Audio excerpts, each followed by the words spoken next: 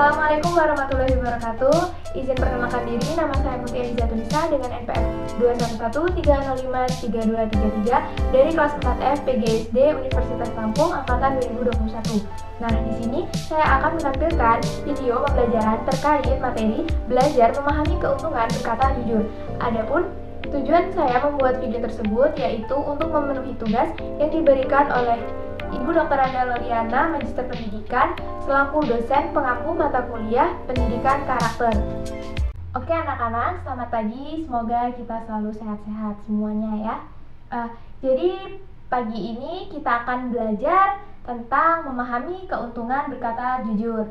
Nah, sebelum belajar, alangkah baiknya kita cek dulu nih, di lacinya ada sampah atau tidak ya? Ada. Oh, kalau ada jangan lupa dibuang agar pembelajaran kita serasa nyaman karena lingkungan kelas kita bersih. Coba kalau yang ada sampah di lacinya silakan dibuang ya. Oke, sudah pada dibuang. Oke, baik. Kalau sudah dibuang, sekarang kita berdoa dulu sebelum belajar. Kita berdoa menurut kepercayaannya masing-masing. Berdoa dimulai.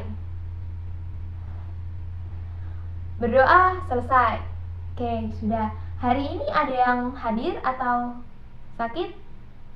Oh, tidak ada. Hadir semua. Masya Allah, pintar.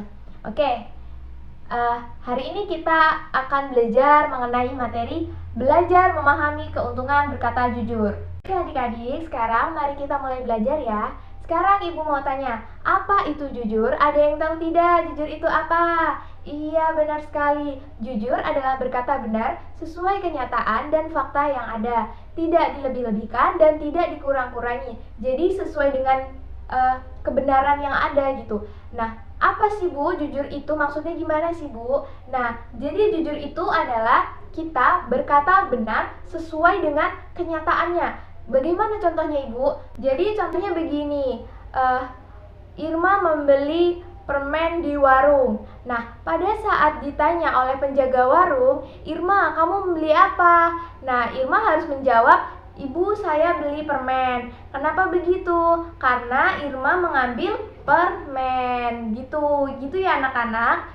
Tentang arti jujur yang sebenarnya. Itu contoh yang pertama. Contoh yang kedua, misalkan Febri menemukan pensil milik Dona. Nah, misalkan Dona nanya sama Febri, kamu tadi ketemu kotak pensil aku enggak? Nah, Febri menjawab, iya, saya menemukan kotak pensilnya. Itu adalah berkata jujur sesuai kebenaran yang ada. Seperti itu ya teman-teman, contoh perilaku jujur. Sekarang ada yang ingin ditanyakan tidak tentang apa itu jujur? Tidak ada? Oke, hebat semua. Beri tepuk tangan dong untuk kita semua. Yeay. Oke, yang selanjutnya, mengapa harus bersikap jujur? Kenapa sih Bu kok kita harus bersikap jujur? Kenapa sih Bu kok kita harus berkata yang jujur? Karena jujur itu merupakan salah satu sikap yang harus dimiliki setiap manusia dalam beraktivitas. Nah, sikap jujur akan melahirkan kepercayaan antara satu orang dan lainnya. Selain itu, perilaku jujur itu memberi banyak manfaat bagi orang dan pastinya mendapatkan pahala dari Allah. Jadi anak-anak, kenapa sih kita harus bersikap jujur? Karena jika kita tidak jujur, orang-orang tidak akan percaya sama kita. Orang-orang tidak mau berteman dengan kita. Karena apa? Ya karena kita tidak berbicara dengan jujur. Itulah sebabnya kenapa kita harus bersikap jujur. Jujur itu memberi banyak sekali manfaat bagi kita. Salah satunya yaitu kita diberikan kepercayaan oleh orang. Jadi contohnya seperti ini. Semisalkan Neni itu selalu bersikap jujur sama semua teman-temannya. Alhasil, Neni selalu dipercaya oleh teman-temannya. Kenapa dipercaya? Karena dia tuh ngomongnya jujur. Dia tuh berkata benar sesuai kenyataan dan kebenaran yang ada. Nah, jadi itu adalah contoh pertama kenapa kita harus bersikap jujur. Oke, yang selanjutnya yaitu contoh perilaku jujur. Nah, contoh perilaku jujur itu sangat banyak sekali anak-anak. Contohnya seperti apa itu, Bu? Oke, contohnya begini. Yang pertama itu mengembalikan sisa uang belanja kepada ibu. Contohnya kayak gimana itu, Bu? Contohnya gini, semisal Rati disuruh ibu belanja ke warung. Nah, pada saat Rati pulang ke rumah setelah berbelanja, Rati itu harus mengembalikan semua sisa uang belanja yang diberikan sama ibu. Jadi uang belanjaan harus dikembalikan, tidak boleh diambil sedikit pun, dikurangin sedikit pun. Jadi itu tuh contoh perilaku jujur. Oke. Nah, yang kedua itu berkata sesuai kebenaran, tidak mengada-ngada. Nah, contohnya seperti apa itu, Bu? Tidak mengada-ngada. Jadi contohnya begini. Semisalkan ibu bertanya sama Niko ya, Niko, apakah Niko tadi melihat dompetnya ibu? Lalu apabila Niko melihat, Niko itu harus menjawab, iya ibu, saya melihat dompet ibu, tadi ada di sana. Jadi Niko itu tidak mengada-ngada, dia berbicara sesuai dengan kebenaran yang ada, bahwa dia melihat dompet ibu terletak di mana gitu ya. Oke. Yang selanjutnya yaitu meminta maaf jika melakukan kesalahan. Contohnya kayak gimana tuh, Bu? Contohnya tuh seperti ini ya anak-anak. Semisalkan kita tidak sengaja mencoret buku teman kita, yang dimana dia tidak tahu kalau kita mencoret bukunya. Nah, apa yang kita lakukan? Kita harus meminta maaf sama dia. Oke, yang contoh selanjutnya yaitu meminta maaf jika melakukan kesalahan. Contohnya itu seperti ini ya. Semisalkan kita nggak sengaja nih mencoret buku teman kita, yang dimana dia tidak mengetahui kalau kita ini mencoret bukunya. Nah, apa yang harus kita lakukan? Kita harus berbicara jujur. Kita harus meminta maaf. Meminta maaf atas apa? Tidak sengaja mencoret buku teman kita. Jangan diam saja. Kalau diam saja itu namanya kita tidak jujur. Jadi semisalkan kita berbuat salah kepada orang tersebut, maka kita harus meminta maaf sama orang tersebut. Karena meminta maaf atas kesadaran tentang kesalahan yang dibuat itu termasuk perilaku jujur. Oke, yang selanjutnya yaitu tidak berkata bohong. Hayo, di sini siapa yang suka berkata bohong? Iya, jangan diulangi lagi anak-anak. Karena berkata bohong itu tidak baik. Kenapa tidak baik? Karena kalau kita berkata bohong, nanti orang-orang tidak ada yang mau percaya sama kita. Kenapa kok nggak mau percaya? Karena mesti orang-orang mikirnya begini, dia kan kalau ngomong suka bohong, jadi ngapain aku mau percaya sama dia. Oke, contoh yang terakhir yaitu tidak melakukan kecurangan saat bermain. Nah, maksudnya seperti apa itu, Bu? Nah, pasti kalian suka bermain kan? Iya. Jadi maksudnya tuh seperti ini. Contohnya Putri nih, Putri bermain congklak. Nah, Putri sudah kalah nih, tapi dia melakukan kecurangan agar dirinya bisa menang. Nah, itu tidak baik. Itu namanya tidak jujur ya, dan itu tidak boleh. Jadi kalau semisalkan kita bermain ya kita harus bermain dengan jujur, tidak boleh berbohong. Akibat dari kita sering berkata bohong, yaitu tadi kita tidak mendapat kepercayaan dari orang, kita dijauhin sama teman, dan masih banyak lagi akibat-akibat yang tidak baik apabila kita tidak berkata jujur. Nah, yang terakhir itu tidak melakukan kecurangan saat bermain. Nah, yang selanjutnya yaitu keuntungan berkata jujur.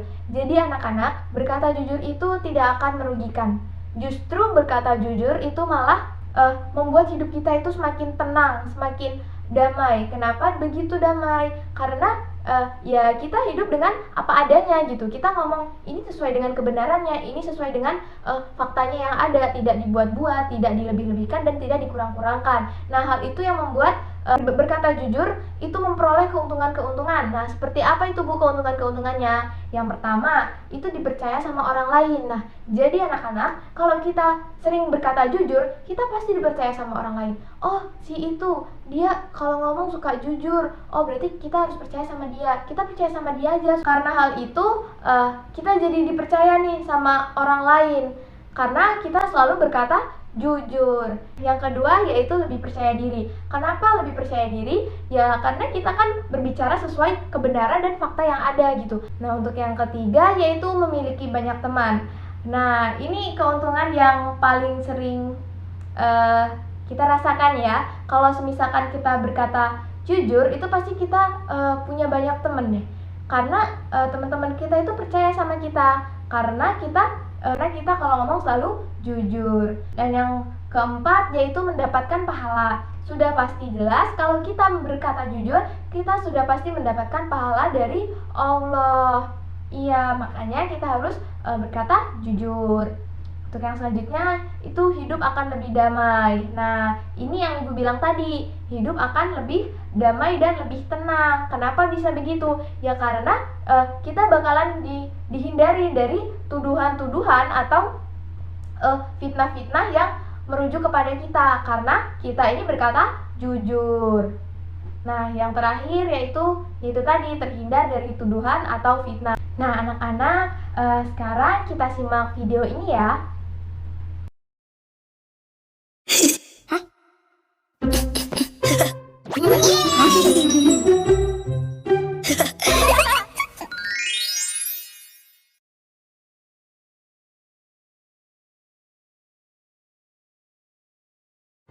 Nah, anak-anak, tadi adalah cara merubah satuan berat dari ons ke kilogram. Semoga kalian semua sudah paham ya. Ya, Pak. Paham. Kalau gitu, sekarang kita adakan kuis. Baik, Pak. Nanti tugasnya difoto dan dikirimkan ke Bapak ya. Ya, Pak. Oke. Waktunya 15 menit dari sekarang. Waduh, mendadak banget, Pak. Waduh. 1000 ons, 200 ons. Tinggal kirim. Heru 73. Nusa 95. Alhamdulillah. Syifa 90. Alhamdulillah. Nilai tertinggi diraih oleh Abdul dengan nilai 100. Selamat untuk Abdul ya. Terima kasih. Nah, sekarang Bapak akan memberikan satu tugas kelompok, Tugas yaitu menghitung berat barang-barang yang ada di rumah, lalu diubah jadi kilogram atau ounce. Jangan lupa memakai masker dan hand sanitizer saat kalian berkumpul ya. Baik, Pak. Kalau ini berarti kita harus ubahnya dari gram ke ons ya? Iya benar.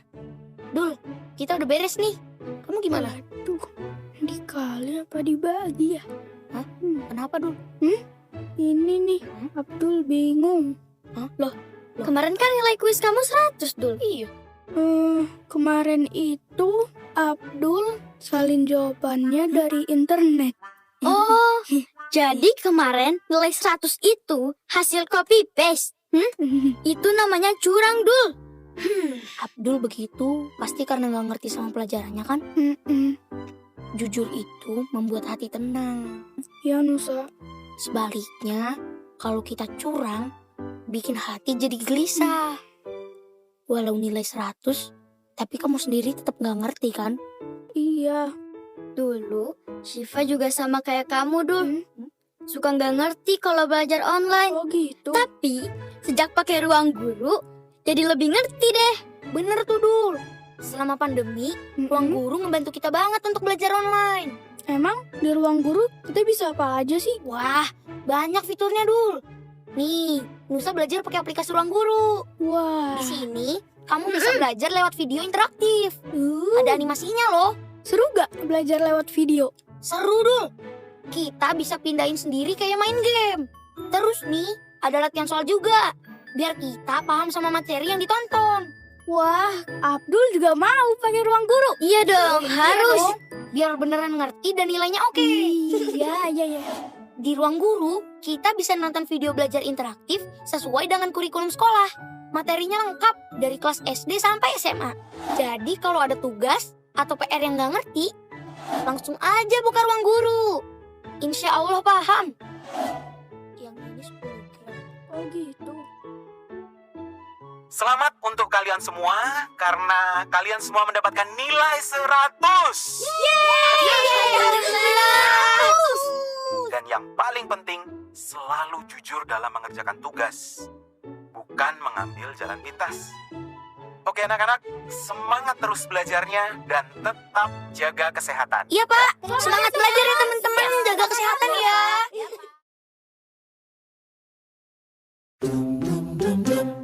Nah, sekarang kita latihan soal ya. Sekarang coba dicatat. Ya. Yang pertama, apakah arti jujur?